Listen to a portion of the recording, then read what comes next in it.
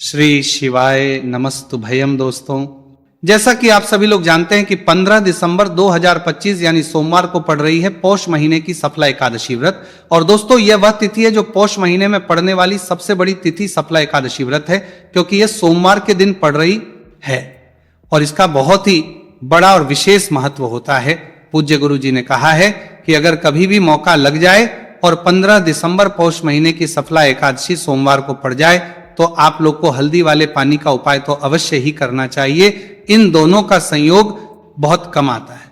और इसी के साथ में गुरुजी ने अपनी शिव पुराण कथा में बताया है कि इस दिन आपको हल्दी वाले पानी का उपाय तो आपको अवश्य ही करना चाहिए, क्योंकि ऐसा दिन पूरे साल में सिर्फ एक ही बार आता है। और दोस्तों, आप सभी लोग जानते हो कि 15 दिसंबर सोमवार एकादशी का अगर सबसे बड़ा कोई उपाय है तो हल्दी वाले पानी का उपाय है। तो दोस्तों, इस सोमवार के दिन आप लोगों को हल्दी वाले पानी का उपाय को जरूर करना है। बहुत सारे लोग होंगे जिन लोगों ने इस उपाय को ना किया हो, मतलब पूरा साल निकल गया, उन्होंने किसी भी दिन इस हल्दी वाले पानी का उपाय को ना किया हो। पर दोस्तों, आपके पास एक आखिरी मौका बचा हुआ है जो कि 15 दिसंबर के दिन है। तो इस दिन आप लोगों को इस वाले उपाय को जरूर कर लेना है, भले ही आपने पूरे महीने भर इस उपाय को ना किया हो। पर अगर आपने इस पौष महीने के 15 दिसंबर सोमवार एकादशी के दिन अगर इस वाले उपाय को कर लिया तो इस उपाय को करने का वह फल मिलेगा जिसकी आपने कभी कल्पना भी नहीं करी होगी। इसीलिए आप लोग इस वाले उपाय को एक बार जरूर कर लेना है, ताकि आप लोगों के हाथ से यह मौका ना जा सके और आपको इस उपाय को करने का फल मिल सके। दोस्तों, यह उपाय पंडित जी ने अपनी अभी की ही श्री शिव महापुराण की कथा में बताया है, जिस उपाय को आज हम आपको बहुत अच्छे से समझाने वाले हैं। इस वीडियो को देखने के बाद इस उपाय को समझने के लिए आपको कोई और को देखने की जरूरत नहीं पड़ेगी। तो चलिए दोस्तों, उपाय को शुरू करते हैं। देखिए, यह इस पौष महीने के सोमवार एकादशी के दिन ये इतना खास होता है, इतना महत्वपूर्ण होता है। देखा गया है कभी कभी बड़े बड़े पूजा पाठ अनुष्ठान से जो मनोकामना पूर्ण नहीं होते, वो पौष मास के सोमवार एकादशी के दिन एक छोटे से उपाय करने से ही आपकी मनोकामना पूर्ण हो जाती है। और बहुत सारे लोगों ने इसको किया भी है और उनको इस उपाय को करने का फल भी जरूर मिला है। अगर आप लोग भी इस उपाय को करना चाहते हैं तो आप इस उपाय को पहले अच्छे से समझ लेना, सुन लेना, उसके बाद करना। आपको इस उपाय का फल जरूर मिलेगा।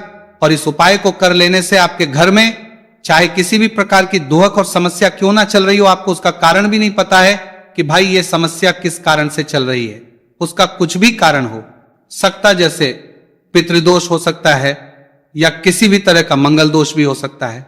तो इस दिन आप लोगों को ये वाला उपाय कर लेना है। ये एक ऐसा उपाय है जिस उपाय को अगर किसी विशेष दिन पर किया जाए तो भाई उस विशेष दिन का जो है वह तो हमें मिलता ही मिलता है, पर हमने उस दिन पर इस उपाय को किया है तो हमें उससे भी बड़ा फल मिलता है, और फल बहुत जल्दी मिलता है, क्योंकि आप इस उपाय को बहुत ही बड़े और विशेष दिन पर कर रहे हो।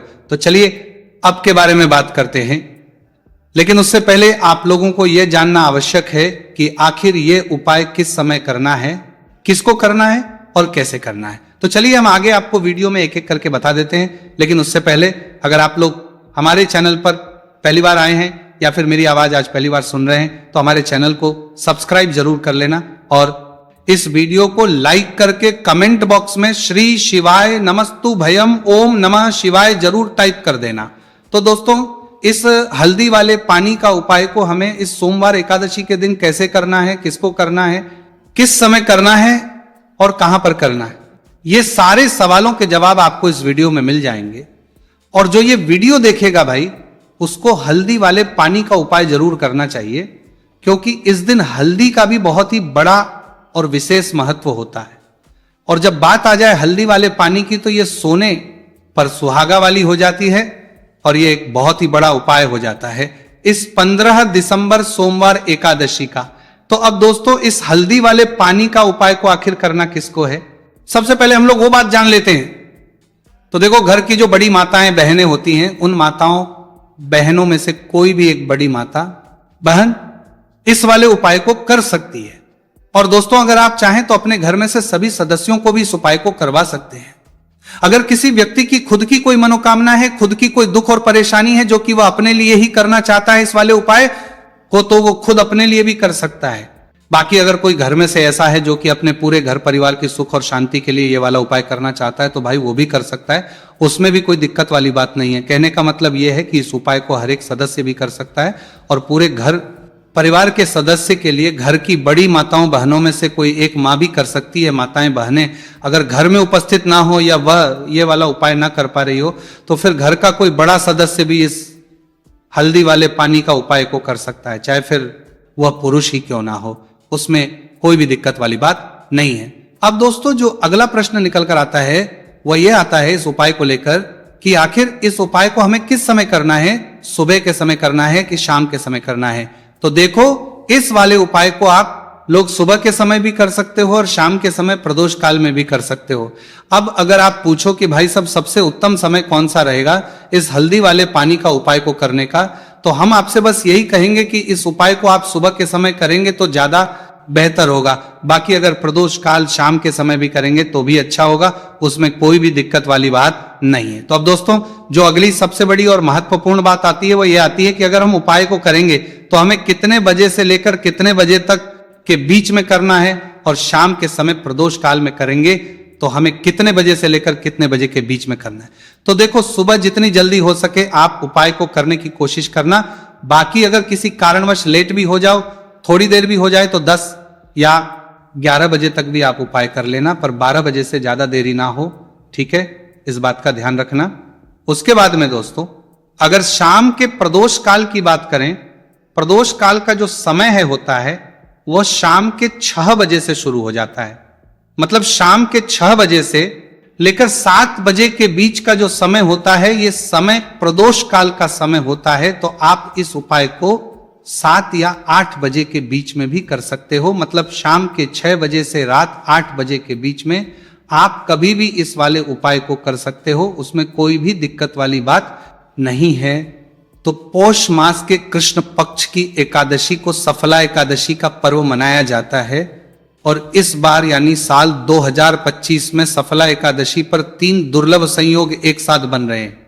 ऐसे में अगर आप हल्दी वाले पानी का उपाय कर लेते हैं तो ऐसा समझ लीजिए भाग्य आपका चमकता है और निर्धनता हमेशा के लिए घर से दूर हो जाती है। अब जो लोग धन की कामना करते हैं, चाहते हैं कि धन से घर भरा रहे और धन जो है घर में आता रहे, तिजोरी धन से भरी रहे, निर्धनता जल्दी से दूर हो जाए, तो आप समझ लीजिए कि हल्दी वाले पानी का उपाय आपके जीवन में महाचमत्कार करने वाला है। क्योंकि यहां पर सीधे सीधे आपको श्री हरि विष्णु की कृपा और उनका आशीर्वाद मिल जाता है।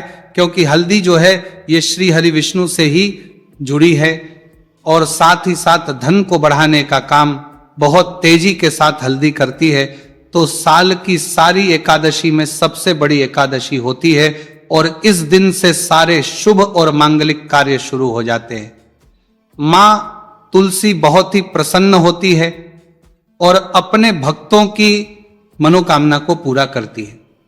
और इस दिन यदि कोई भी व्यक्ति सच्ची श्रद्धा से सही तरीके से हल्दी का यह उपाय कर लेता है तो वह व्यक्ति अपने जीवन में सारी समस्याओं को, सारे कष्टों को, सारे दुखों को अपने जीवन से दूर कर देता है।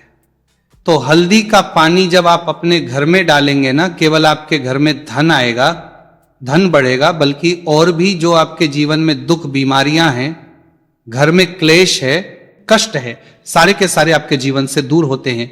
क्योंकि यहां पर श्री हरि विष्णु के साथ मां लक्ष्मी की कृपा भी आपको मिलती है। साथ ही साथ आपको बता दें कि हल्दी जो है यह सुख और समृद्धि का प्रतीक मानी जाती है। जितने भी मांगलिक का हम करते हैं, शादी विवाह है ना, उनमें सभी में हम हल्दी जरूर लेते हैं क्योंकि हल्दी सकारात्मक ऊर्जा को बढ़ाने का भी काम करती है, सकारात्मकता का प्रतीक होती है।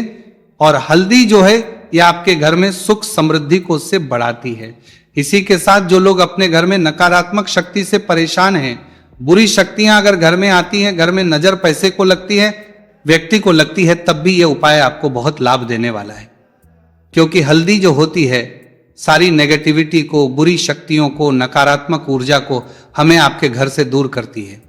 जब भी आप हल्दी का उपाय करते हैं, हल्दी वाले पानी का उपाय करते हैं, चलिए बात कर रहे हैं कि कैसे हल्दी के पानी से आप अपने भाग्य को रातों रात चमका सकते हैं मां लक्ष्मी और श्री हरि विष्णु की कृपा प्राप्त करके।